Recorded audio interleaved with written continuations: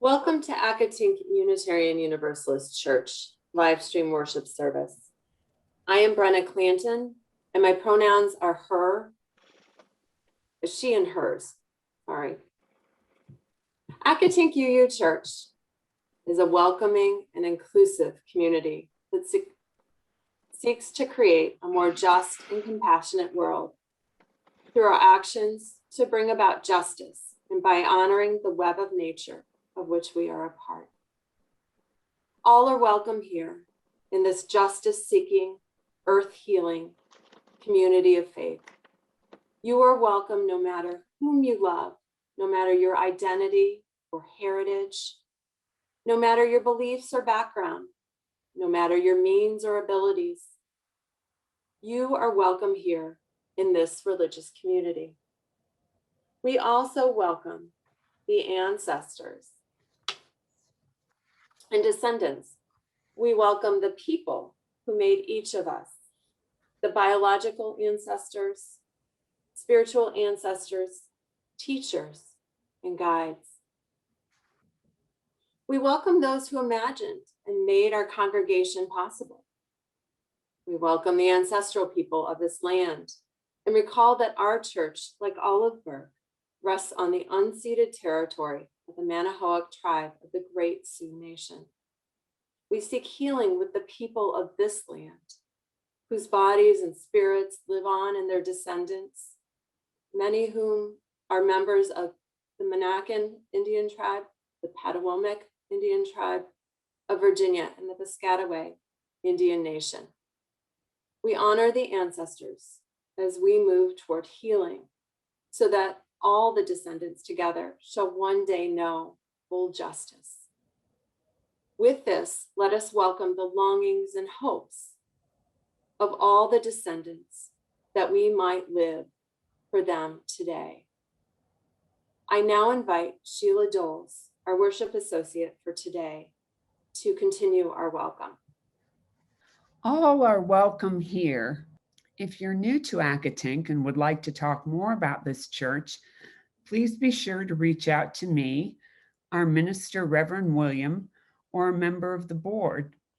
Contact information is posted on our website at www.accotinkuu.org. On our website, you can check out the online order of service on the worship section of our webpage. While you're on the website, be sure to check out our events page for upcoming virtual gatherings and other news. I now invite you to close your other windows or apps and devices, take a deep breath, and center yourself for worship.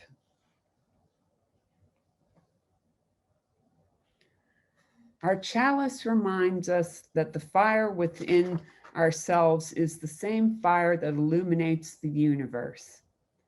It is our reminder that all is connected, even though the space of the void is vast, and our experience here is but a blip in the cosmic timeline.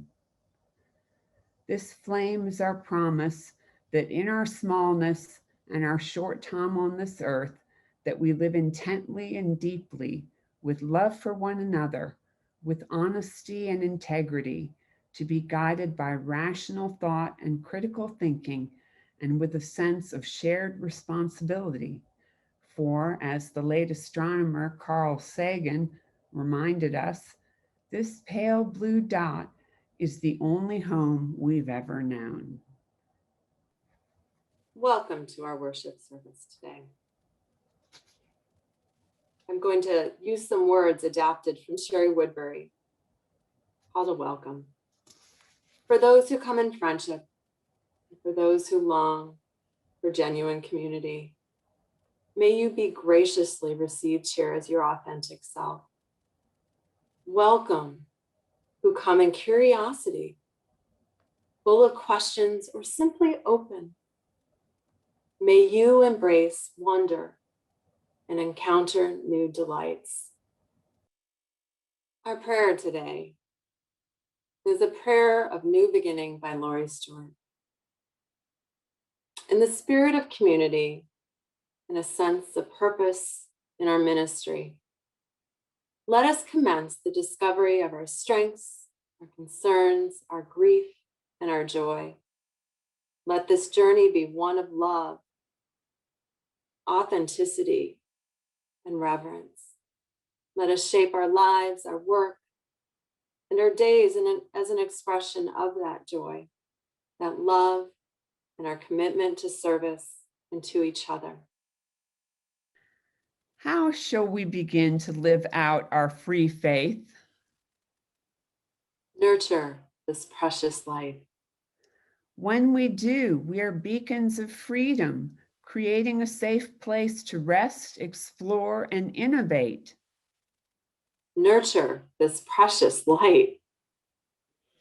How we keep this lamp of truth and justice affects how and whether we are transforming inequity through witness and action. Nurture this precious light. As we nurture this precious light together, we become a light of hope, turning isolation into community, anguish into peace, sorrow into joy. Nurture this precious light. As we do, our faith burns a steady flame of innovation, banishing illusion, creating a new and renewing way together. Nurture this precious light. With our living connections, with our glowing stories, with our flame of freedom moving hand to hand, we Nurture this precious light. together we turn this world from bleak to bright. One One flame, flame, one fire, fire, one one light light at a time. time.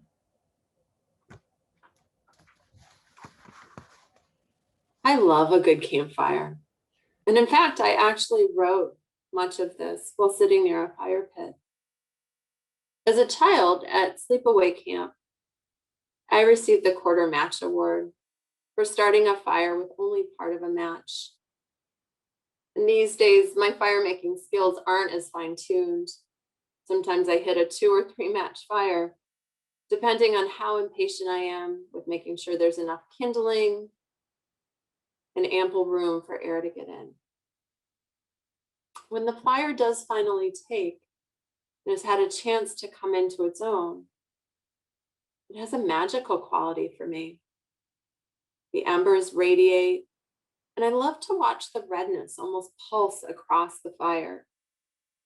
And then every so often, the flame sparks, and the fire is alive again. Our theme for this month is curiosity, and for me, keeping the embers alive requires me to be curious. While I have been talking about literal embers in a literal fire, embers can also mean the spark that is within each of us. And wherever we go, we take those embers with us. Before I delve into the inner spark, I would like to share a story about carrying embers. And is the story of the fire carriers of the Accotink, a branch of the Blackfeet Nation. When I first stumbled on this story, one of my inclinations was to put my parent hat on and share not to try this at home. It is a very powerful story, and it was an important practice on the Pekani's migration route. In the Great Northern Plains of the United States, before the time of settlements or reservations, the Pekani would hunt for buffalo for food and medicine. As they trapped the buffalo, they traveled with fire from their main fire. The embers were carried by runners, members of the tribe that ran ahead to locate the buffalo, and they used a special fire carrier. This was typically a horn, and it was constructed out of very specific materials, often mud and clay, and capped off with wood or stone. The practice represented continuity. I heard one of the Pekani elders, Marvin Weatherwax, shared that they could have easily started a new fire. Yet the embers from the main fire represented the Accotink community that held such great importance to its members. As I reflect on this, and going back to the quarter match award that I received in my childhood, it gives a whole new look on fire. So let's return to the image of embers, or that spark that lies within each of us. What are those embers? I like to think of them as our experiences, our beliefs, our values. And I can go on, and it will be different for each of us. I'd like to share a personal experience I had earlier this summer. I needed to take a class on the New Testament. It's a required class for the school I'm at. And it's only offered during the regular school year. So I went searching and found a class that was offered virtually at a school in Alberta, Canada. And the class was very small. There were only 3 of us students. So I always had to come prepared. There was no sleeping in class. Each of us students brought a unique viewpoint to the collective experience, our own embers, if you will.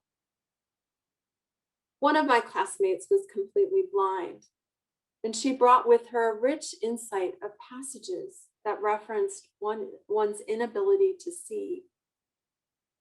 And because the class was virtual, there were many biblical images that were included in the slides.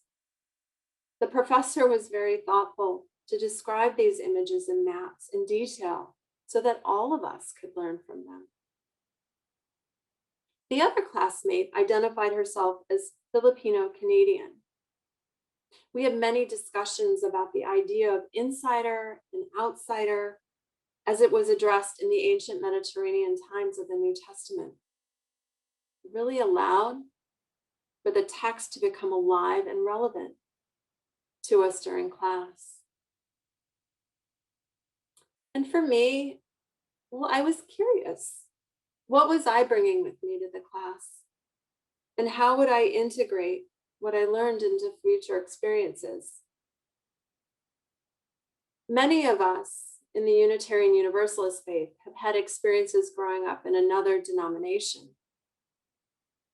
My childhood faith sometimes felt like it only selectively used scripture to make a specific point, almost proof texting or cherry picking, if you will.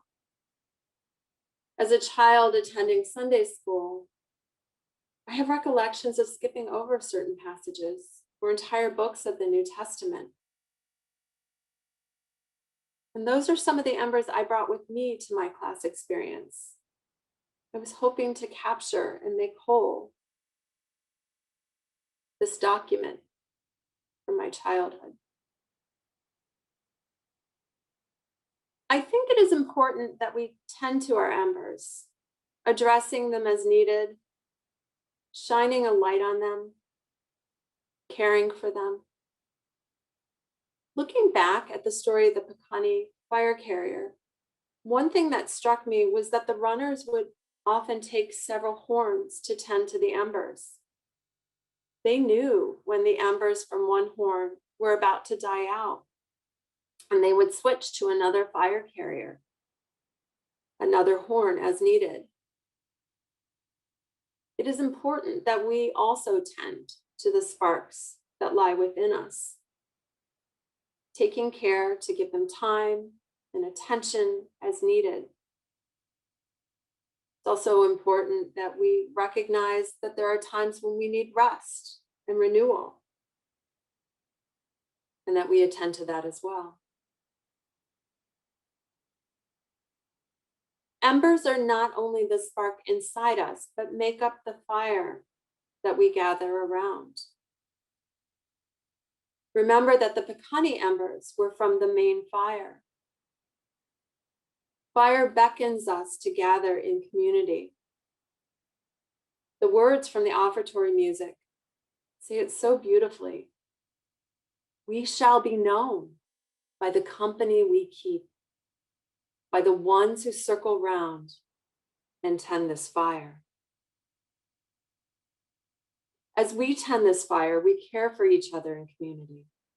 The fire keeps us warm, brings us together, and the embers keep the fire going.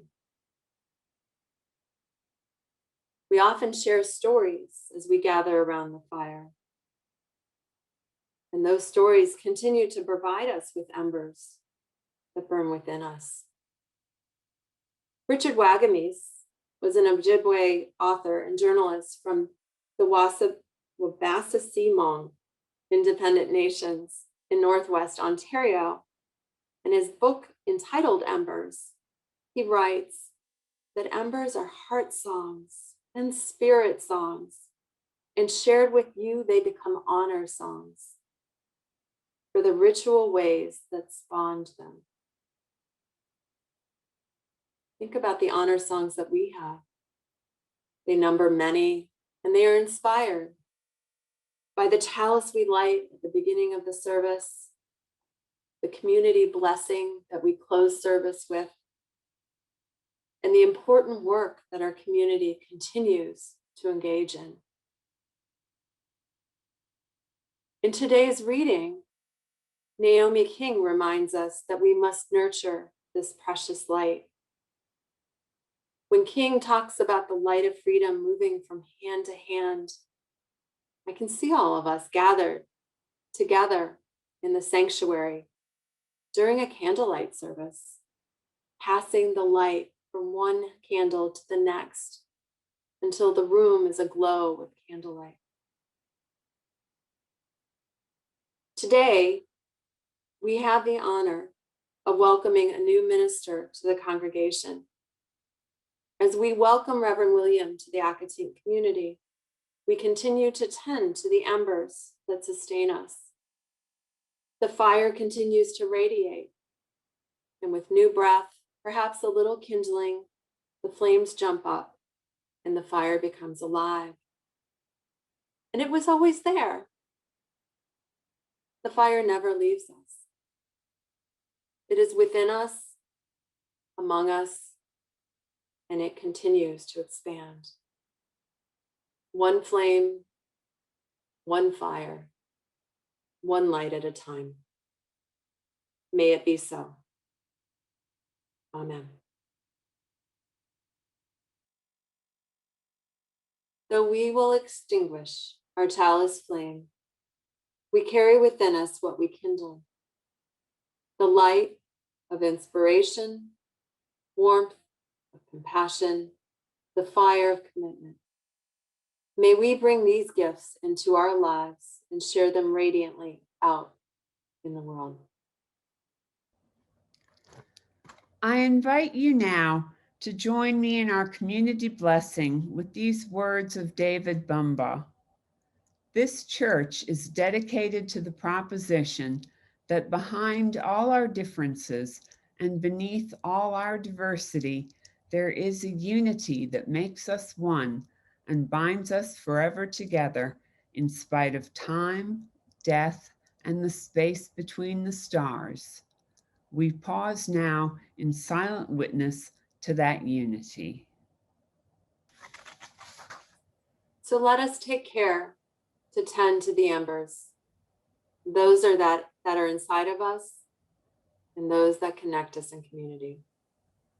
May we nurture the embers and the precious light they spark so that the light continues to expand. One flame, one fire, one light at a time.